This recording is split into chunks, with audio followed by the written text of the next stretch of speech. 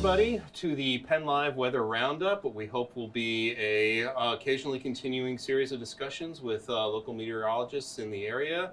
To my left here today is Tom Russell, Chief Meteorologist for CBS 21. Thanks for having me. And next to him is Eric Finkenbinder, Chief Meteorologist for ABC 27. Thanks for coming, guys. Really get to see each other. Yeah, I know. Yeah, we do often. So let's get started. I have a bunch of questions about some of the weather we've been having lately, the winter weather. But let's get started really by talking about, this is kind of a perfect day to do this because there's a storm coming tomorrow. What are you guys hearing about what's coming tomorrow? Well, what I see, and Eric can probably back me up on this, the models have had a pretty good handle on this one since last week.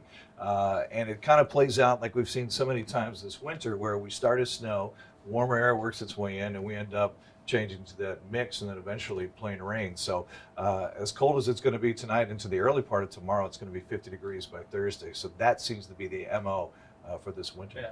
It always seems to be a number game, even though we talk about it's going to be a mix of snow and ice and everything. I think everyone wants to know, well, how much snow are we getting? Yeah. I think regardless, it's going to be an impactful day tomorrow that, if not first thing in the morning, the afternoon, evening is going to be messy, just like we've seen the last couple of weeks with a lot of these mixed storms. Yeah, and I want to get to that first, but do you think there's going to be like school delays or? Well, here's the problem, man. It's going to play out just like November. And if you remember what happened in the storm in November, oh, do I? Nothing was falling at 6 or 7, and those schools have to make that call at 5 and 6 when the buses start out. There's not going to be anything falling. So then they take heat if they don't send the kids in, and then they leave them there, as we saw in November. That was a disaster. So it's very similar to the November storm. I think it's tough being a meteorologist, but I think it's even tougher to be a superintendent, having to make those decisions. But yeah, it's not, when you wake up, it may not be there, but by the time everyone's at work, or if they do decide to go to school, it will be snowing by then. So I would say that the second half of tomorrow is going to be the worst part, but it's making those decisions in the morning, like Tom said. Well, my kids are always asking me, we're going to have a delay. I said, I don't make that call, believe it or not. But, in defense of the schools, they're getting to the point where they've had so many days now, they're pushing into their summer vacation. They don't want to do that, which is understandable. So I think there's going to be a little pressure to get the kids in and bring them home. But safety has to be the most important thing. Yeah.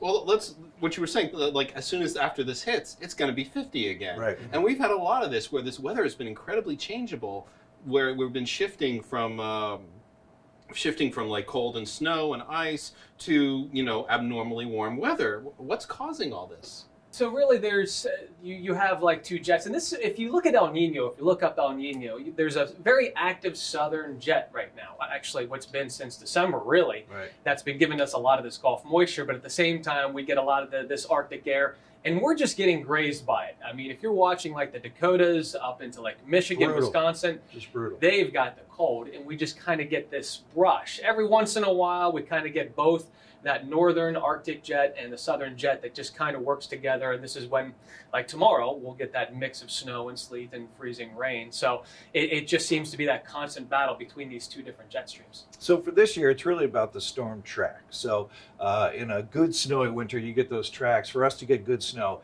it comes out of the Gulf of Mexico, rides the coast, becomes a coastal low. We got all those nor'easters and we get the good snow. This year, it's just this track where these storms coming out of the Midwest. So right away, they're not going to be, the 20+ inches of snow. But what Eric was saying is how much cold air, how long does it linger? Like tomorrow, the whole key to the amount of snow is when does it change over? So the forecast models are going late afternoon-ish. So between start time and when it starts to change over, that's the whole question mark on how much snow we get. So everybody does get caught up in the amount of snow, when really it's about what Eric mentioned, the impact. So this is going to be impactful from the time it starts, I think, all the way to Thursday morning. Even though it's plain rain, we got all this slush around.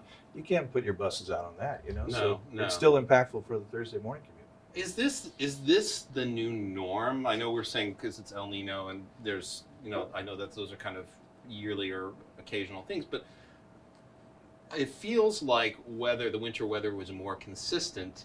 And maybe I'm just being nostalgic here. Growing up as a kid, is this these kind of changeable winter weather are more like bouts of severe weather? Is this more kind of what we can expect going forward seasonally? No, I don't think it's any kind of new norm. Eric and I go to some of these National Weather Service conference, and one chart they had last year was snow over the last 40 or 50 years, and it was remarkably consistent. Yeah, you had a couple down years, and then you have these larger snowfall years. You think about last year, we had a really warm winter until March when we had the big snow. So there is no new norm or anything like that. It's really about the pattern that sets up for those couple of months. And the frustrating thing about our job is, a pattern might last 4 or 5 weeks, but you're 2 weeks into it before you realize that's the pattern. Yeah. So it makes it a little more difficult to predict. So I don't think it's any kind of new norm. I think our weather memories are very short. I went back in anticipation of this and looked back at, what was it, February of 15 was the coldest February on record. So it's weather in central PA, I think. Yeah, and I think another element too is the fact that weather always takes the headlines. Yeah. And everyone has a camera with them all of the time. If you watch any national news, I mean, if we're not seeing something here today, they're going to be showing something else. Snow in Vegas. I mean, tractor trailers that might be jackknifed or somewhere that's dealing with issues. So I think we see it a lot more in the news than what we used to. I think a really good example of this, because it is easy to say this is the new norm, but the one that sticks out in everybody's mind here is January '96 when the bridge collapsed. Oh, yeah. So if you look at that situation, we had 2 back-to-back big snowstorms, 18-plus inches of snow. It went to 60 degrees, and then it poured. So that's what created the flood. So if you go back, 20-some years and go, oh, yeah, that's the new norm. No, that's just weather in central PA. Crazy. Well, you guys were both saying this earlier. One thing I think reporters, when we're talking to meteorologists about these storms, we hear things like it's too early to tell, or there's a lot of uncertainty. How hard in general is it tough to predict these kind of storms, and what makes them so tough to predict? Well, the word we use in our business is deterministic versus probabilistic. So with all the forecast models and all the information out there and social media, everybody lives in a probabilistic world, but they want a deterministic answer. So in other words, they want to know exactly how much snow, as Eric mentioned. But we're living in this world, well, there's an 80% chance that we could get 4 inches of snow. So to me, it really comes down to the end user. So right now on social media, everybody's going, Tom, I think your snow totals are too low. Well, okay, why am I going a little bit lower on the snow totals? Right. Because of those things we talked about. Is it going to change over quicker or whatnot? So I think we live in this world where people want a deterministic answer, but we live in a probabilistic world. Does that make sense? It does, and we have a lot more data now compared to what we did 5 years ago, 10 years ago, 20 years ago. And at the same time, too, a lot of people have access to this data, too. Yes. So, for us... Whether we like that or not. people never want to show the minimum amount. We can only see this little bit. No, it's always the extreme. So if we would say, 5 to 10, well, we could see 10 inches of snow. So it's tough. And also, yesterday, the storm that we see for tomorrow didn't really even form yet. Mm-hmm. So, I mean, there's a lot of variables that need to come into play before we can kind of lock things in.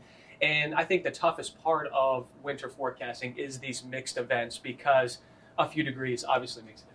And everybody's making a forecast now. So, I'm not just going up against Eric as my competition, and we're going up against a guy in his basement who can make a really cool looking graphic. You know what I mean? And no offense, there's some really smart, amateur meteorologists out there. But the person who's consuming that is looking at Eric, they're watching me, and they're taking all this different information and they're going, oh, these people don't know what they're talking about. Well, I encourage people to find someone they trust, follow them, understand why Eric's saying what he's saying or Tom's saying what he's saying, and kind of get into the media. And that's why I like doing a discussion like this, where, in our world, we have 2 minutes to be on the air and say what we got to say, but it's nice to get into the hows and the whys a little bit. So thanks for doing this. No, it's my pleasure. Well, when we talk about, we like to talk a lot about long-range forecasts and what the summer is going to be like, what the spring is going to be like. Is that wise? How accurate are those kind of, far-reaching long-range forecasts? I think there is some degree of accuracy with that. That's something that I really love, if I could get into long-range forecasting. And I think a lot of people are like, well, if you can't forecast tomorrow's weather, how can you forecast 2 weeks from now?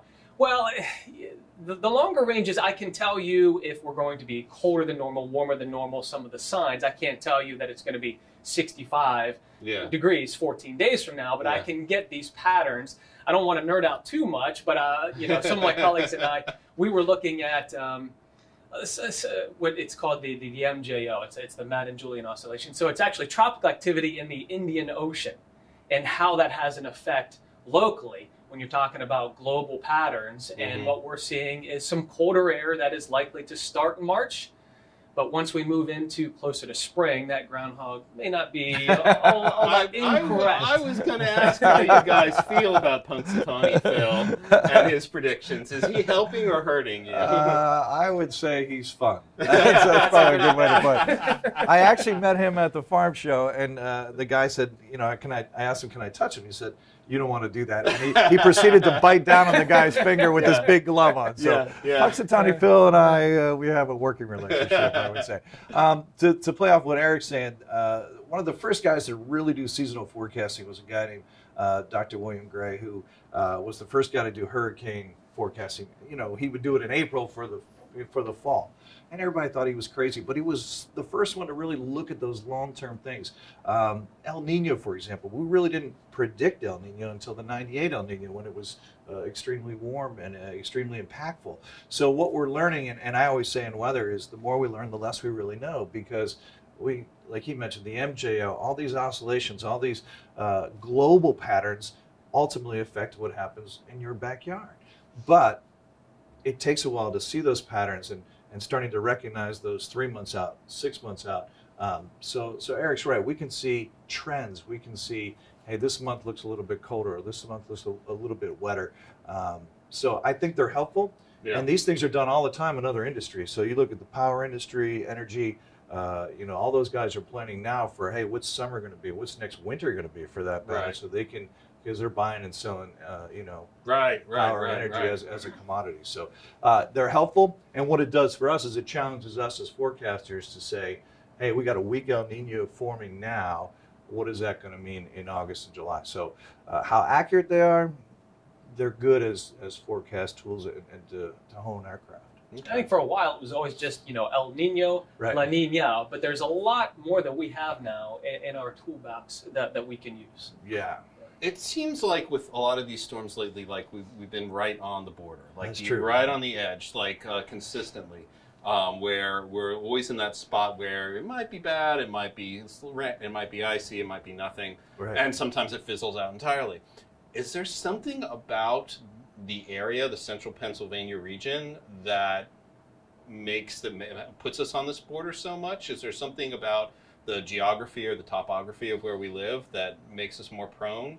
It's weird for me because, like, I live in Elizabethtown, and frequently, like, if I'm driving home from work and it's pouring rain, as soon as I cross the border into Lancaster County, the rain stops. The rain stops right there. The same thing. I'm coming back, like, it'll be foggy, it'll be, like, bad weather, whatever. As soon as I cross the border, everything changes, the weather changes. It's like, too, that, you know, the weather follows the interstates. You know, when we talk about the turnpike and 80, but I think there's a latitudinal, you know, where we are in location, because north of Interstate 80, the northern tier of Pennsylvania, that always seems to be snow all of the time. Then you get in between the turnpike and Interstate 80, where we are. That's when things get interesting. We get all of the mix. Then south of the turnpike, then that's where we start to see a lot more of that slush or rain or freezing rain. So a lot of the latitude where we are location-wise is a big part of it. And one of the big parts is the mountains, of course. So there's an effect where, you know, lake effect snow will make it to State College, even Lewistown, but not make it here to central PA.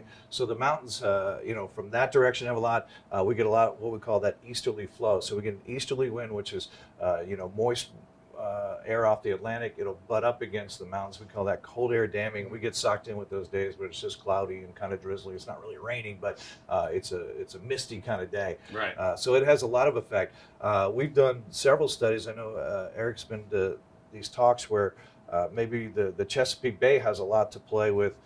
Eastern Lancaster County seeming to get a little bit more in the way of, you know, they'll get tornadoes in Gap and Quarryville and those areas on a severe weather day, for example. So no matter where you live, there's always microclimates. And I know when I first moved here, that was an adjustment for me, you know, to learn those microclimates and how that plays. The river plays a big part. One of the things we're dealing with now, we've got so much soil moisture there. Over the last year, we've been unusually wet. So how is all that moisture that's sitting just at the surface going to play into precipitation this summer? That's something we'll have to look at.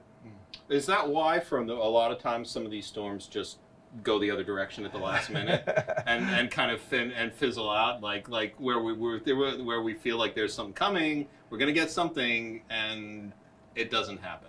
A lot of those close calls are nor'easters. Right. I was still in college, and I remember, I think it was like in early 2002 or something, and they were calling for a weekend snow, and it looked like we were just going to get hit, and I woke up the next morning and the sun was shining, the birds were chirping. These coastal storms are those close call where you have the sharp gradient. Some places could see 0 to 3 inches of snow, and then 30 miles to the 30 east. 30 miles makes a difference. Yeah, a foot of snow. So if you notice, we really haven't seen anything like that this year, where we haven't been like extremely off. Yeah, a lot of these snow to mix, it's 2, 3, 4, 5 inches of snow, then it goes into mix. So those coastal storms are a completely different monster that I'm glad we're not seeing this. Well, and the other thing that plays into it is elevation. So if you live in the mountains, in Franklin County seems to be the big winner this year.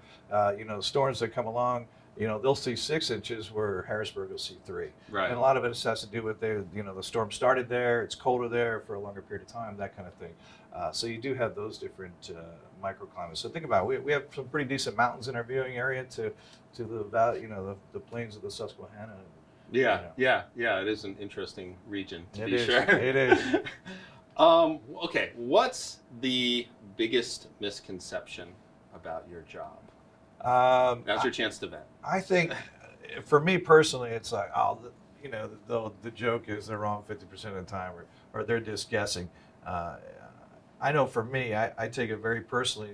The icon that I put on, or last night stressing about, okay, how am I going to show and convey the amount of snow? Right. So I think there's a misconception that these guys are just throwing darts at the wall and see what sticks. We take it very seriously. And my job, because a lot of times we are talking to a lot of folks at once, I want to convey the best forecast that kind of encompasses a lot of folks, and then we could break it down from there. But when I'm on television, I want people to grasp what tomorrow is going to be like. And Eric mentioned the word impact.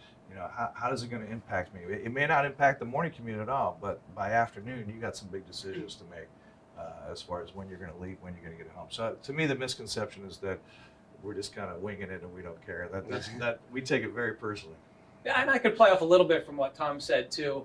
I get a feeling people think I walk in at 4:30. Right. I put my makeup on. I look to see what the National Weather Service is providing, and then off I go. Right. No, that's not what you do. No, it's close. But I normally have a meal then. I put makeup on. Now, I'm in there, and I take pride, and I really take it seriously. I mean, I spend most of my time working on that forecast. Right. And what bothers me a lot too is when I talk to people, they're like, well, they said this is going to happen.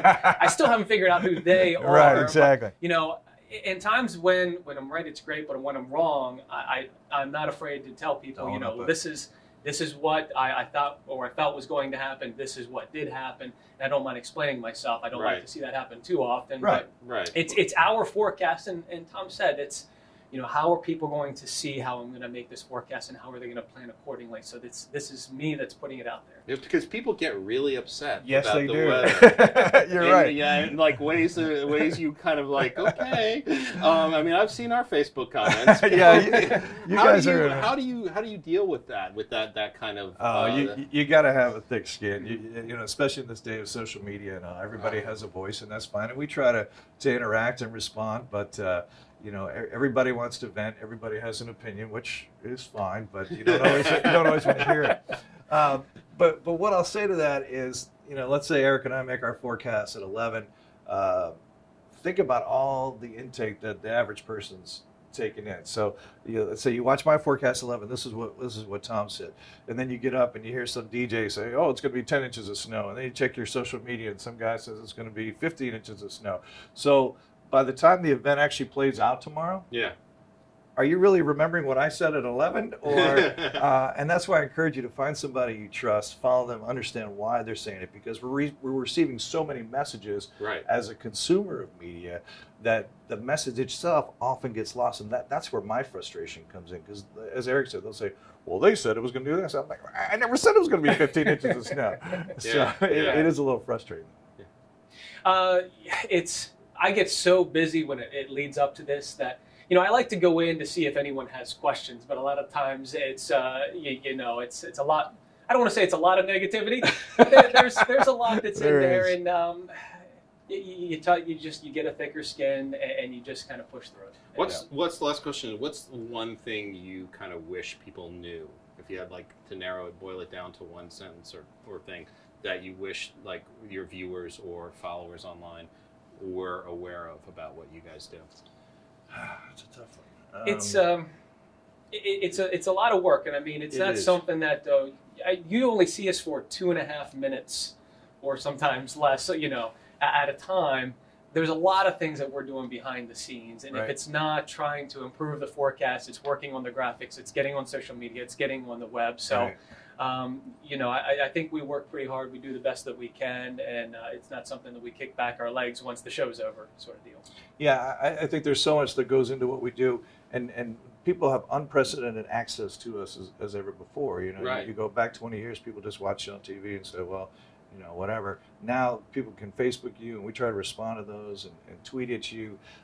So I think there's a big change there in access to us, and we want to be available and try to give back. So I think I want people to know that we do care about our forecasts, and we do want to get it right. And hopefully most of the time we do, and other times it's a challenging business. Mother Nature has a mind of her own sometimes, so we do the best we can. Well, I think that's a great place to end it on. Eric and Tom, thank you guys so much for taking time to talk today. Appreciate it. Awesome. We hope to be doing more of these roundtables in the future as the weather comes. You can catch Tom Russell on CBS 21, Eric Finkenbinder on ABC 27, and be sure to tune into PennLive.com for latest updates on weather, and the ABC and CBS sites for weather news and all the latest news updates. Take care.